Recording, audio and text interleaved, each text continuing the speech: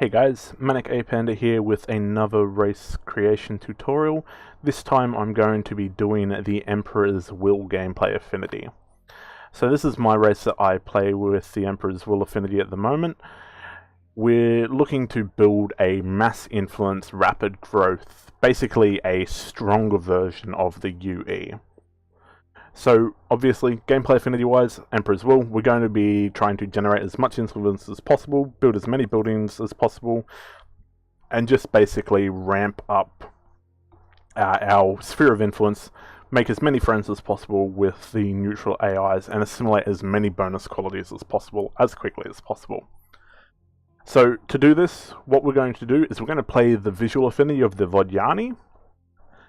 You can play between Vodjani or Unfallen. Vodjani has a much stronger late game, whereas Unfallen has a much stronger early game.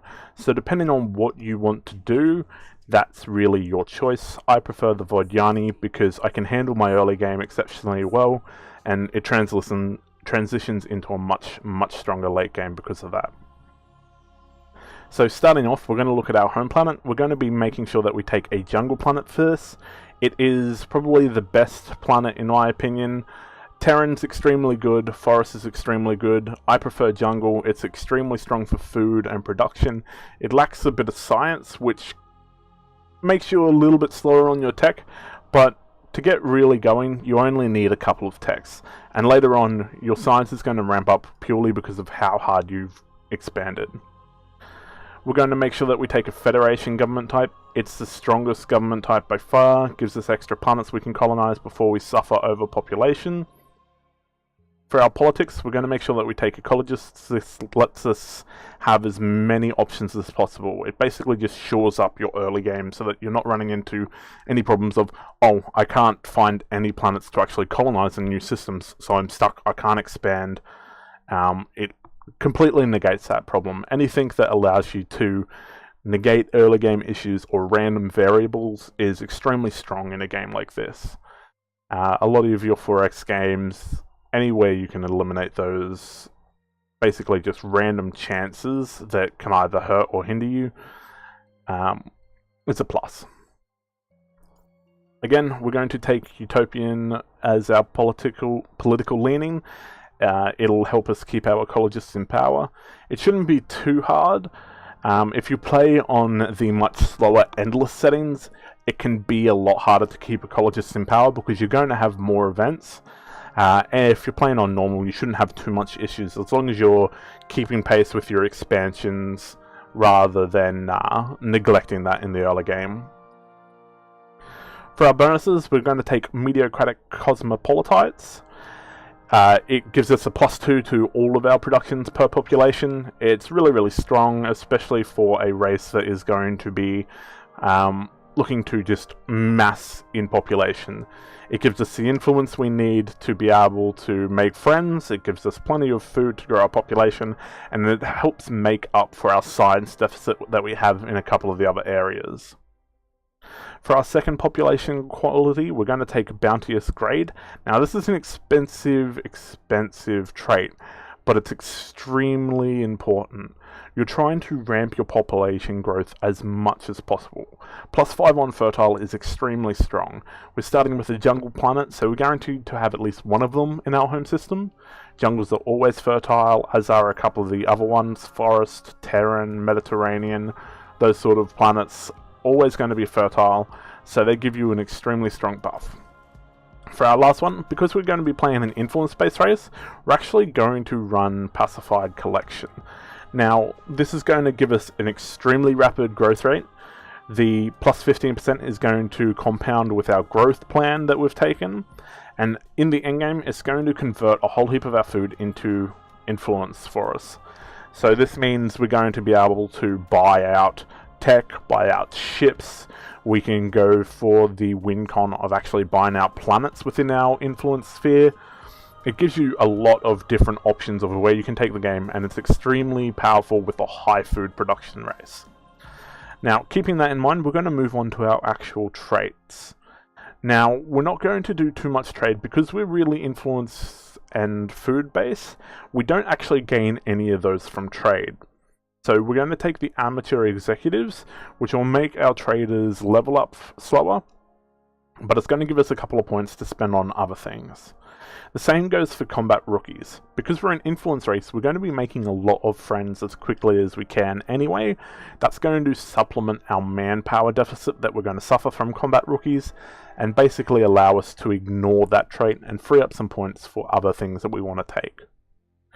Now, crowded planets is always just a really good option. The extra planet slot on all of the planet types just makes sectors worth so much more to you in the long run.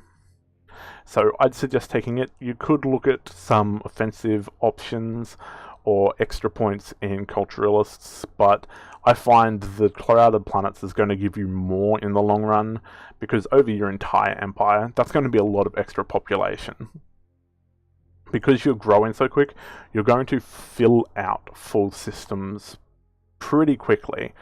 That means that the crowded planets is going to give you more of a buff than something like the extra point in culturalists would for the 15%, because across your entire empire it's going to give you, okay, a 4 planet system is 4 extra. That's a base of 8 before you add in any multiplier or anything like that. But also then you take into account late game your food that transfers to influence, etc, etc, etc. Now, we're looking to play a race that expands quickly and as much as possible. So we're going to play the expansionists. We're going to take 2 points in it. Right, basically that's going to allow us to go over our system cap and suffer a lot less penalties. Alright, it's extremely important that you actually take this. You might run into the problem of a lot of rebellions otherwise. Because you need to like rapid expand, it's a very early game focused race. Right, this is a really important one. The other extremely important one is that you take a growth plan. So, because we're going to be getting a lot of food from our bounteous grade and our mediocratic cosmopolites, this one's going to compound that, and late game, that extra 30% is going to transfer into influence for us. Basically, the whole aim is just to grow as quickly as possible. Again, the same sort of deal as amateur executives. You're going to take inept traders. This can be supplemented with a couple of the different other 10-point ones. For instance, if you wanted to play an Eternal War race, you can play an Eternal War race. It just means that your early gameplay will change a little bit. Instead of making friends with your populations, you're going to conquer to assimilate them, etc, etc. It's just a personal choice thing. I generally try and avoid Eternal War because I play a lot of multiplayer with friends. It's nice to actually have the option of actually not being at war with them. Just as fun as it is murdering them.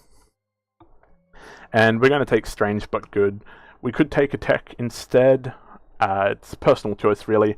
I like the little bit of an extra buff. Sometimes it can get extremely lucky.